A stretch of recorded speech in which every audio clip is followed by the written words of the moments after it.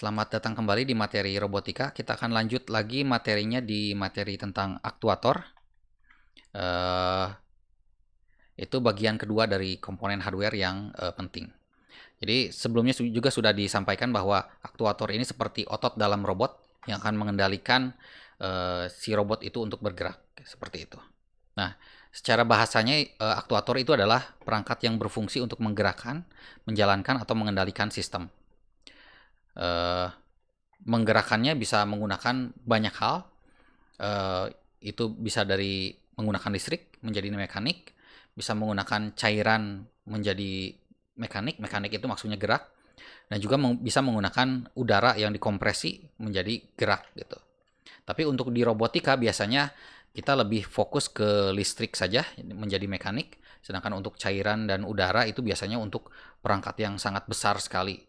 Seperti kalau untuk di peti kemas untuk mengangkutnya itu dia butuh mekanik yang dengan tenaga yang cukup besar, sehingga biasanya menggunakan cairan atau udara gitu.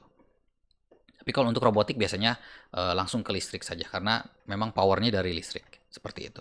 Nah, jadi aktuator ini membutuhkan dua hal, yaitu yang pertama adalah sinyalnya itu apa, lalu energinya dalam bentuk apa gitu. Baru nanti dia akan menghasilkan sebuah gerakan, seperti itu. Nah, untuk tipe aktuator ini seperti yang sudah disampaikan, itu ada yang menggunakan listrik, disebut elektrik, ada yang menggunakan hidrolik, menggunakan cairan, dan ada yang menggunakan udara yang disebut pneumatik, seperti itu. Untuk listrik ini menggunakan motor biasanya, tapi ada juga yang menggunakan coil untuk seperti menggunakan medan magnet gitu kan, dia butuh kumparan. Kumparannya diberi arus, nanti dia akan menghasilkan medan magnet untuk menggerakkan nantinya. Nah, jadi intinya kalau di elektrik ini itu adalah magnet dan kumparan, ya kumparan yang nanti akan diberi arus sehingga dia akan menghasilkan sifat magnet juga gitu. Nanti akan dimanipulasi sehingga nanti bisa menghasilkan gerak gitu, gerak yang diinginkan. Tentunya gerak awalnya itu adalah gerak rotasi, dan nanti bisa diubah menjadi gerak translasi kalau dibutuhkan. Nah, untuk yang tipe yang kedua, tipe aktuator itu adalah hidrolik, menggunakan cairan. Jadi nanti cairannya itu akan menekan sebuah piston sehingga nanti piston itu bisa memanjang atau nanti bisa dibuat bergerak rotasi juga. Intinya adalah nanti memanipulasi pergerakan cairan yang ada sehingga nanti dia bisa mendorong atau menarik gitu. Seperti itu. Jadi bergeraknya ini untuk yang contoh di sini itu adalah hanya maju dan mundur. Tapi kalau misalkan di ujungnya ini itu ada seperti untuk merotasikan, itu bisa juga diubah menjadi rotasi. Untuk pneumatik juga sama, hanya saja yang beda itu nanti ya bentuk dari si aktuatornya.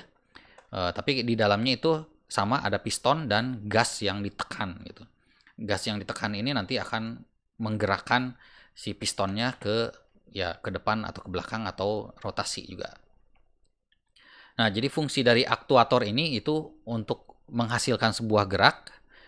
Geraknya itu bisa rotasi atau translasi atau linear.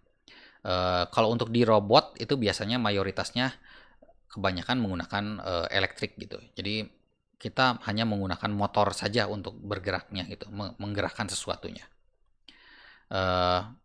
Untuk di simulasi biasanya aktuator itu sifatnya itu linear, sedangkan untuk yang dinyata biasanya non linear. Jadi perlu mempertimbangkan hal-hal lain sehingga nanti gerak yang dihasilkan itu tidak sesuai dengan apa yang diharapkan. Karena kalau misalkan disimulasi kan seperti yang sebelumnya, kalau kita hanya merotasikan saja itu lengan robot, ya rotasikan saja, tinggal ganti sudutnya saja.